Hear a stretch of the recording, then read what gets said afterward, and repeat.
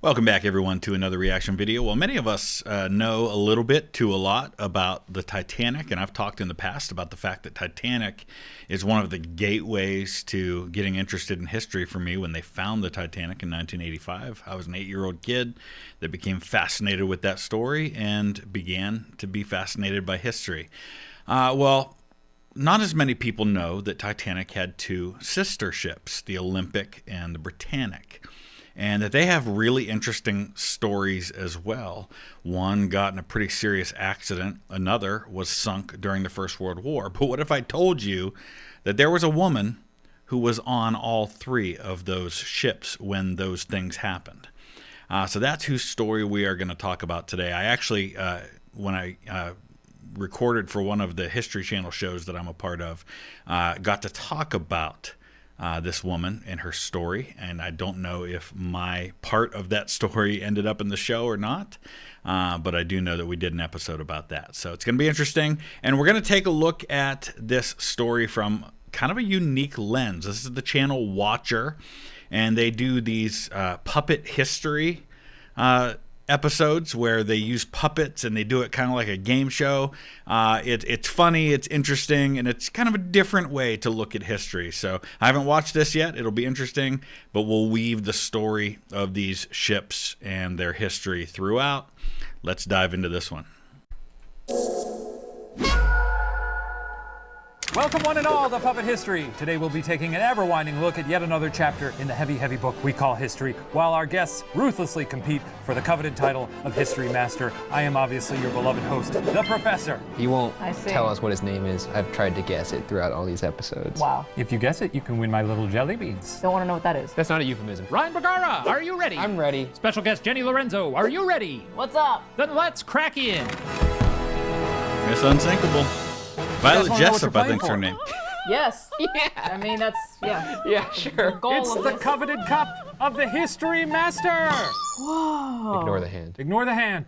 Man, I've always wanted a trophy. Let us first meet Violet Jessup, whose life would intersect with history in some pretty wild ways. Think about, just wrap your mind around this for a second. We've already introduced what she's going to experience, and this is a name that so few people in history have ever heard before. And I studied the Titanic going all the way back to my childhood, to 8 years old. So for 40 years, I've been learning about the Titanic. And I think it was only last year or the year before that I first learned her story. That's how amazing history is. That's how many stories there are out there. And, you know, we so hyper focus on big stories. We love to talk about the Battle of Gettysburg and World War II and certain moments in history. And then there are these amazing stories like this woman who fly under the radar for 99% of us. Violet was born in October of 1887 in Argentina, where her parents had immigrated from Ireland. In her adolescent years, her dear old dad passed away, and after moving to London, Violet decided to help her mother support her siblings by taking up a job as a ship steward. We don't think much about Irish immigration to Argentina. Of course, there's a very famous Welsh immigration to Patagonia, and there's a Welsh community there to this day. We don't think about all the other mixes of people there are. As an American, we have lots of Irish Americans, but they're Irish Argentinians. What kind of ship German we talking here? Argentinians. Like a cruise ship or like a I think generally cruise ships. She's applying to like liners, which are like a carnival cruise kind of thing? Yeah. I've actually Ships at this time, though, they're still a primary means of transportation, right? Now planes are our primary means of transportation to other continents. At that time, it was these ships.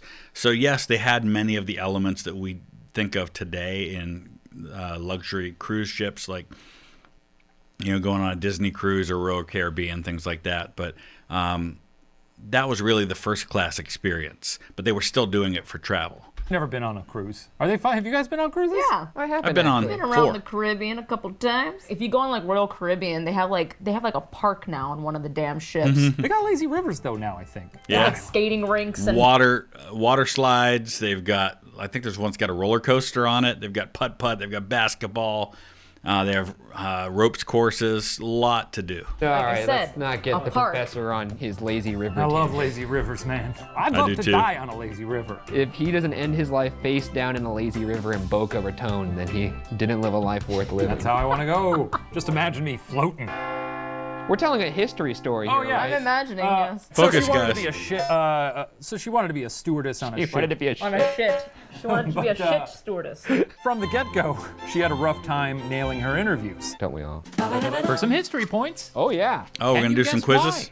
why? A. She was considered too attractive. B. She was considered too unattractive. C. She smelled of boiled ham. I feel like I'm going to go with A on this one. I mean, it didn't look that closely at her image, and obviously what people consider to be attractive changes over time. So what was attractive over 100 years ago, not necessarily what's attractive today. And what's attractive today to one person isn't what's attractive to others. All right, Ryan I'm gonna Bergara, say A. what have you chosen? You don't have to say my full name. Ryan Bergara. I put C. No. Boiled ham emanating from someone's pores is very funny to me, especially in a small room with high stakes. Nah. Jenny, what'd you put? I chose B because the stewardess industry has always been pretty vain, especially with airlines. You had to That look is hot. true, unfortunately. So I saying would assume it applies to cruise ships as well. Yeah. Well, let's find out. Yeah, he All keeps right. doing that. He keeps passing out, and then the curtains go down. It's I very don't know if alarming. he was vomiting or passing it. Oh, my jelly beans. Vomiting or passing it. Oh, no. Oh, he had jelly beans in there? We got some technical difficulties. We haven't back gotten here. to the Everything's history fine. yet. Well, all right. You need a hand. Oh, my jelly bean. It's A. It's A. Yes, come in, sit down. I'm a crusty old sea dog. Hello. Yes, I'm Violet Jessup. I'm here about the stewardess position. I mean, she looks pretty attractive to me. I think it's going to be A. Are we facing each other? Yes. Yeah. Yes, Okay, you good. are. Now wait, hang on a second. You're here for the what now? The stewardess position, sir. I'd like to be of help at sea. A stewardess? A beauty such as yourself? Why, that's a line of work meant for old maids and miserly hags. Scuzzy old sea folk, not unlike myself. That's very strange. This is some weird bullshit. I don't know what's going on here, but it's odd. It's You were A. too hot. So they wanted what? Ugly people working cruise ships? I'm sorry. Is that what? Is that somehow more offensive? I don't know if he was like trying to put the moves on her, like, oh, you? You're far too attractive. A beauty like you shouldn't be slaving away on the poop deck. I don't know. So all sorry, right. nobody got any history points for that one. Damn it, I thought I was like. Not don't know nobody. enough about I cruise did. ships, I guess. I guess so. In response, Violet and her mother put together what they called a, quote, man-frightening wardrobe, and after a couple of interviews, she found herself employed by the White Star Line. A man-frightening wardrobe. So White Star Line and the Cunard Line are two of the big transatlantic lines of the day. They've actually since merged and become one. Cunard was known more for speed. So they had ships like the Lusitania, which set the speed record, the transatlantic crossing record. White Star decided to focus more on luxury and opulence and size. Thus the Titanic, Britannic, and Olympic, these massive ships that were the largest cruise ships in history to that point. Company who was looking to corner the market in transatlantic travel with the launch of 3 state-of-the-art luxury cruise ships. Right. So J.P. Morgan owns the company that owns White Star Line. I think Bruce Ismay is the direct owner of White Star, but Morgan's kind of over that. And Morgan was actually originally supposed to be on the Titanic. Can you guess the name of these 3 ships? Olympic, Titanic, Britannic. A lot of writing from Jenny. Ryan, what'd you put? I believe Olympic was launched first, followed by Titanic. They were built at the same time. If you ever go to Belfast in Northern Ireland, you can actually see the very slipways where they put the 2 ships into the water, where they kind of did a lot of the final construction. I didn't know, so I just put Bruce, Robin, and Alfred. Bruce, Robin, Yeah, and Alfred. Everyone's favorite trio. Those are the names of butlers. These no, people are that's Bruce terrible at Wayne, history. Robin, and then Oh, that makes sense. Alfred yes, is a that's- butler. Just what in the hell kind of answer was that? Is this a game to you, Bergara? Jenny, what'd you put? Well, I totally wrong, but I Sure. wanted to just La Niña, La Pinta, y La Santa Maria. You know what? So we're going with the name of Christopher Columbus's ships on his first voyage to the New World. I'm going to give you a point for that because those are real ships.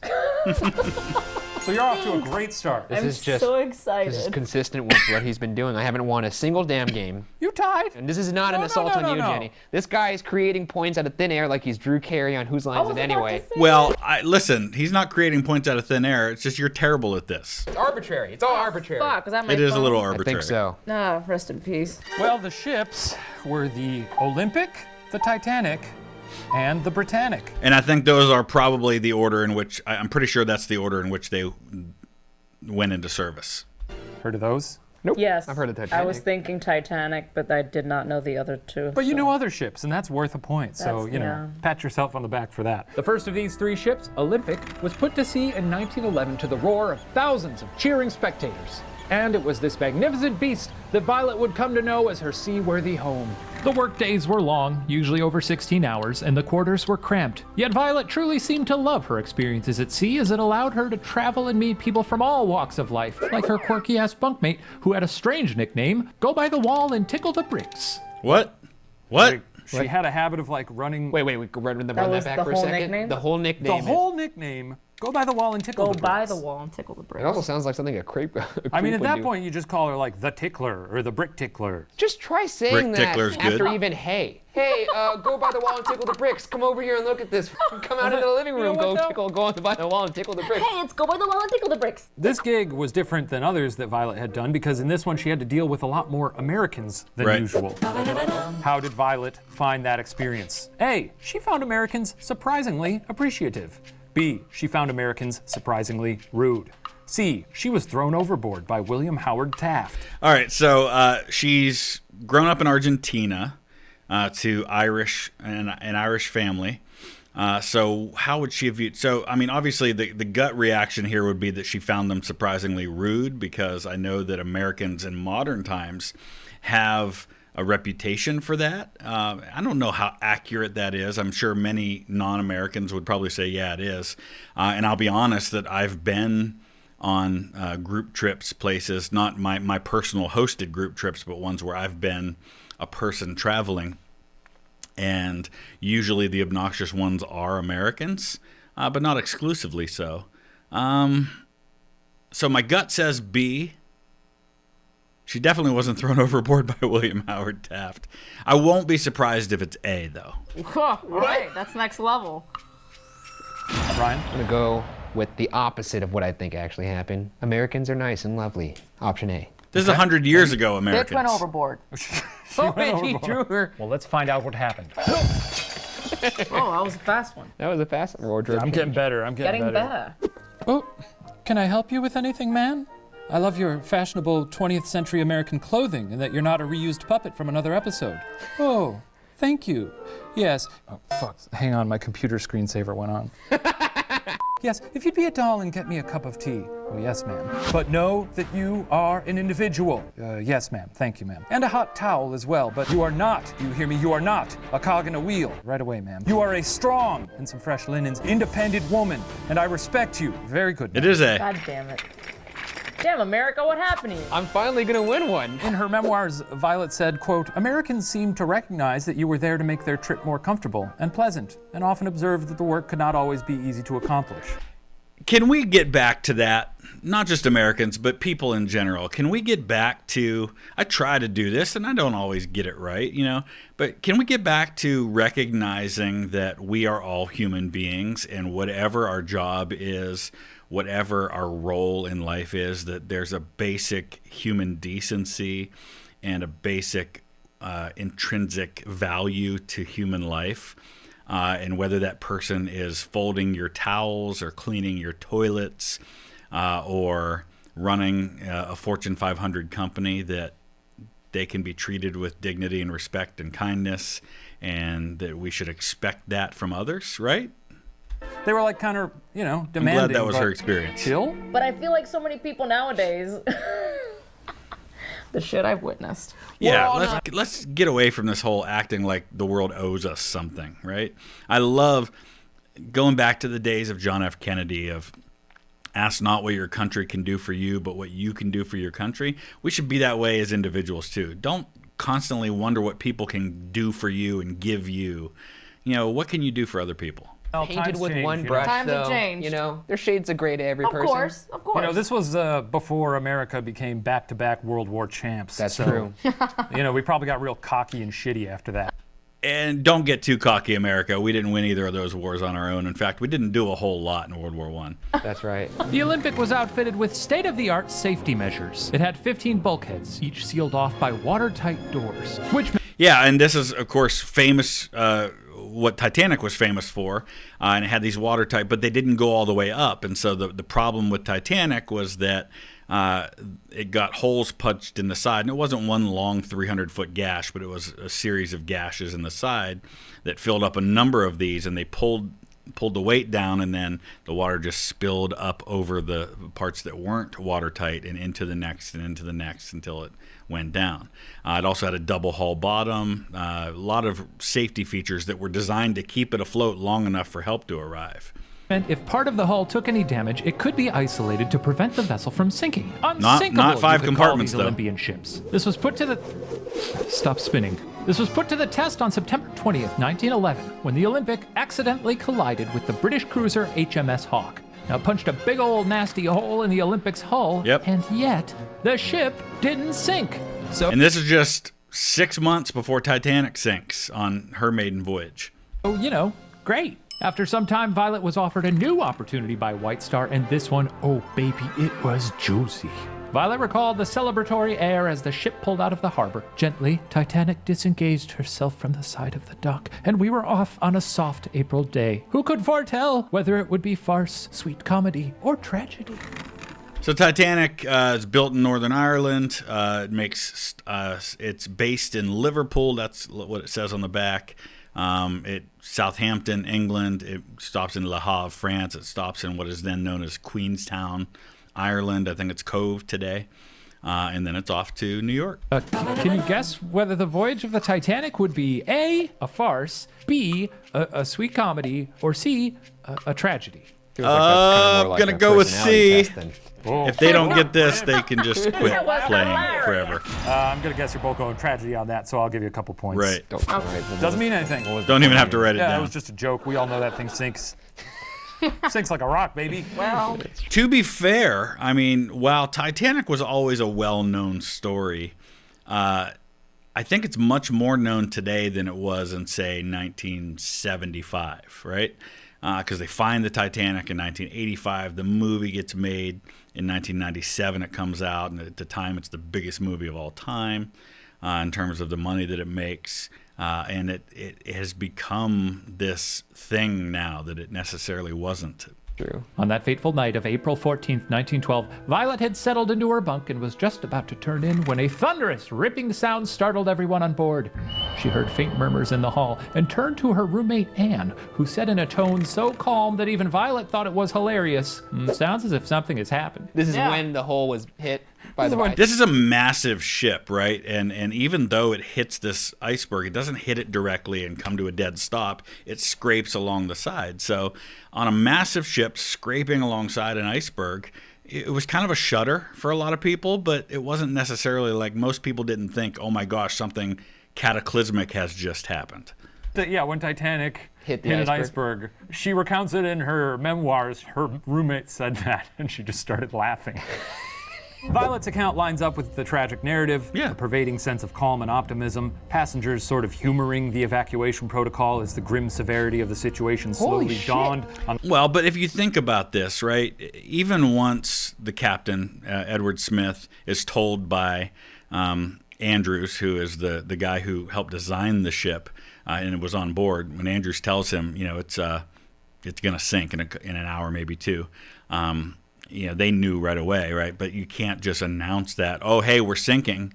You have to keep calm. You've got 2,000 people on board this ship, and you can't have a panic. You can't have people rushing for the boats and killing each other, which eventually starts to happen toward the end. The collective whole, what? I've only known the broad strokes of what happened. Obviously, the ship sank. Yeah. And it was a tragedy. But I Sure. didn't know that when it was happening, people were kind of being like, oh, I got to take my luggage out of my room, not Oh, yeah, realizing. they You all- have to. yeah, they're Yeah. pretty confident that this wasn't going to sink. Well, Even Violet had a hard time comprehending it. It wasn't a They had been told it was virtually unsinkable. You know, the idea was that there were so, and it's a fair one, right? I mean, there were so few scenarios that could happen in which this ship would have sunk, and it just so happened on its very first voyage with passengers to run into that exact scenario in a situation where nobody was close enough. There was one ship, the Californian, that was close enough, but did not answer the call, and there's a whole story behind that. But the ship that does come, the Carpathia, is like 4 hours away. And contrary to what some people think, most of the people who died on Titanic didn't die going down with the ship. They were floating in the water after it sank, and they froze to death because the water was like 28 degrees. Till she was already in a lifeboat, emergency rockets sparkling overhead. When she realized the actual peril she was in. Quote, looking along the length of the ship, I noticed the forward part of her was lower now, much lower. For a fraction of a second, my heart stood still, as is often the case when faith, hitherto unshaken faith, gets its first setback. Ugh, grim. She's got away with Didn't words. realize there was a bad thing happening until she was on the lifeboat? I think even then they were like, get on the lifeboat. Right. A lot of people thought, and they would even been told, you're just getting in the lifeboats, for safety reasons. We're just taking precautions. It's not going to sink. Everything's fine. This thing's not going down. We just gotta get off of it. Because she also, when she was out on the boats, first realized that there weren't enough boats. She started doing the math, realized things were going to get pretty bad. And we a lot of is made of that, but that was standard procedure at the time because the understanding was you weren't putting enough boats on the ship to save everybody. You were putting enough boats on the ship to get them ferried to other boats that would come to the rescue. Only like, what, 20 boats? I don't know how many boats there were. Sorry. What? So Violet ended up being one of the lucky few rescued by the Carpathia. She was no doubt rattled by the whole affair and gutted by the loss of so many of her dear friends, with more than 1,500 of the 2,224 people aboard perishing. Right. But Violet also needed to make a living. So what did our gal Violet do next? A, she went to work for rival ship line Cunard. B, she sued the living hell out of White Star.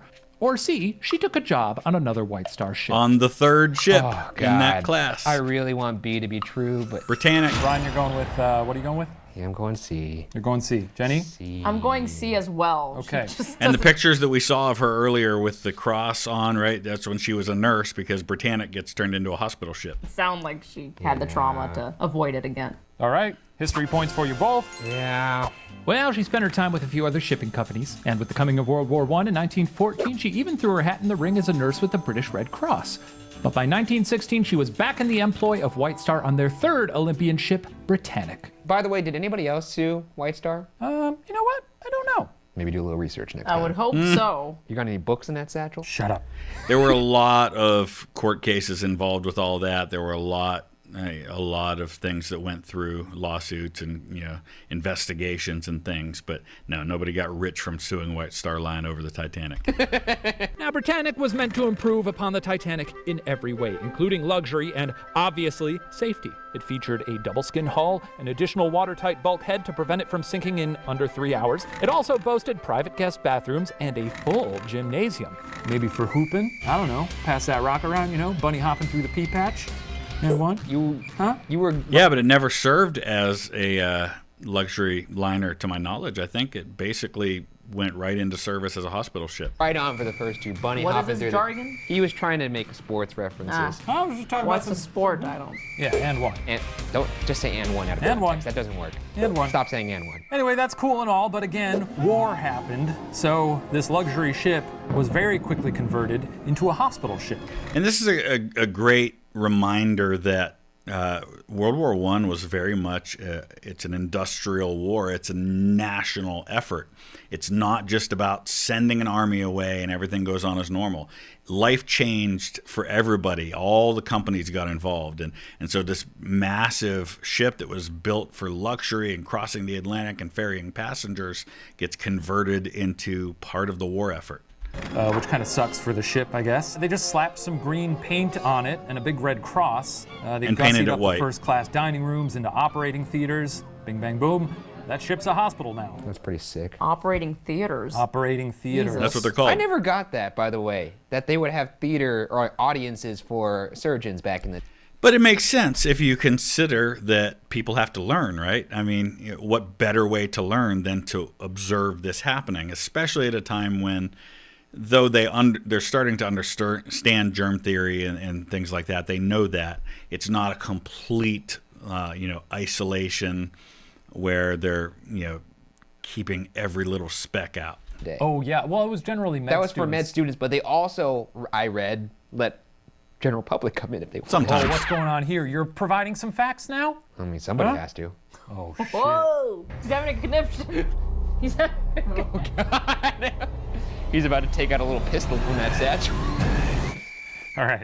Now, Britannic also had a unique captain in one Charles Bartlett, who went by a very curious nickname. What was his nickname? A. Unsinkable Chuck. B. Iceberg Charlie. C. Buoyant Bartlett. Unsinkable Those are all Chuck. fucking good.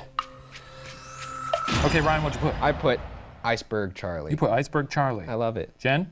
I put Unsinkable Chuck. Unsinkable right. Chuck. It was Iceberg Charlie. Oh, really? Point for Ryan. I'm gonna win First one one I've today, missed. guys. Maybe. I can feel Who it. I can knows? feel it in my bones. Yeah, he was known for his ability to steer around icebergs. So, Do you think that was the only question? That's not going to do him any good in command of a hospital ship in the Mediterranean. Had a siren going by. I don't know how much of that got picked up. But yeah, that's not going to do too much good on a hospital ship in the warm waters of the Mediterranean. perspective. Can Captain. you move around an iceberg? Yeah. You got You're it. hired. On the quiet Sunday morning of November 21st, 1916, the Britannic was making its way through a channel in the Mediterranean. One of her fellow nurses was a bit under the weather, so Violet, ever the pal, was fixing her up some breakfast in the ship's saloon. What happened next? A. Violet's eggs gave her severe food poisoning. Ugh. B. Iceberg Charlie began choking on a piece of ham gristle. Or C. The ship struck a German mine. It would be C. Sounds like a shit show. Ryan, what'd you go with? I'm gonna go with A. I think it was a shit show. Jenny, what you got? I'm gonna go with B, a different kind of shit show, because she's You're like both trying wrong. to help her like It's a- sick it's a friend, mine. and then all of a sudden this dude's choking on a Sure. piece of ham, whatever. Sure. Oh my god, if he dies, she's like an angel of death almost everywhere she goes. That'd be spooky. The air of morning cheer was brought to a thundering halt with a dull, deafening roar. As the ship shuddered beneath their feet, Violet recalls that, quote, men dropped what they were doing and jumped over presses with agility of deer. In seconds, not a soul was to be seen, and not a sound had been uttered. It was Remember, they don't have sonar at this time, right? They aren't able to just detect mines in the water, so you're taking your chances. a German mine. Oh, well, or did she work on another ship? I would not hire this woman under can't any deter me. circumstance. She's, Any ship she gets on is a death trap now. A harbinger of doom.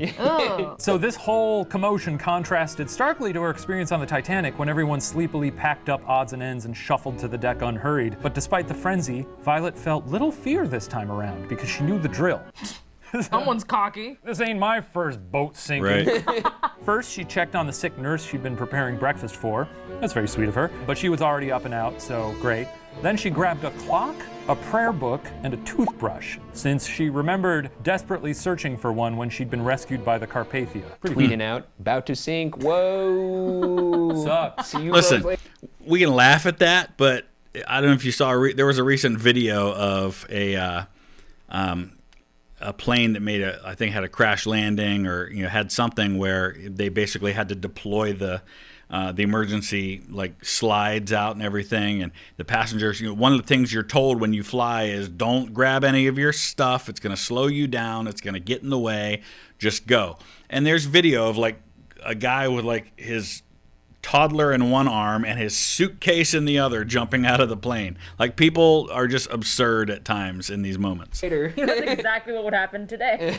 Oh shit, sinking bros. This may be it. TTYL. Once out on deck, Violet made her way to a lifeboat, and then, looking overboard, saw something that really threw her for a loop.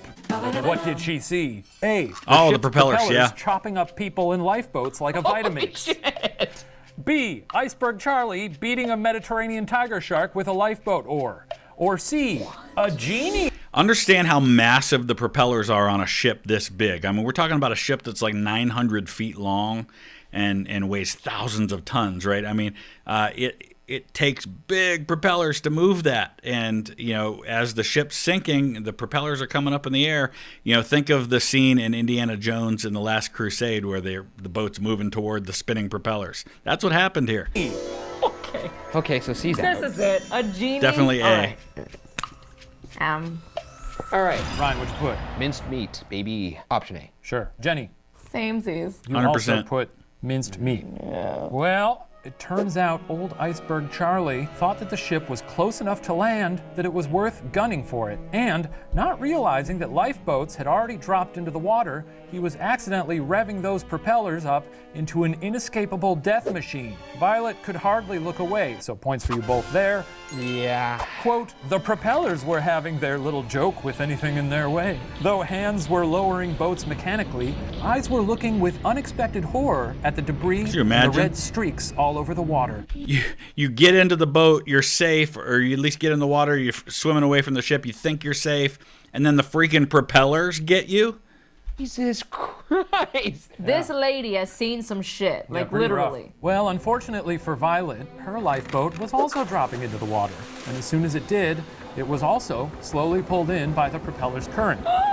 Everyone else in the lifeboat jumped overboard as it was drawn in closer. And Violet had to now make a choice because, fun fact about her, she could not swim. How do you think this turns out for Violet? And I'll let you just Well, I know she free-write this survived. one. Oh, I hear a lot of writing.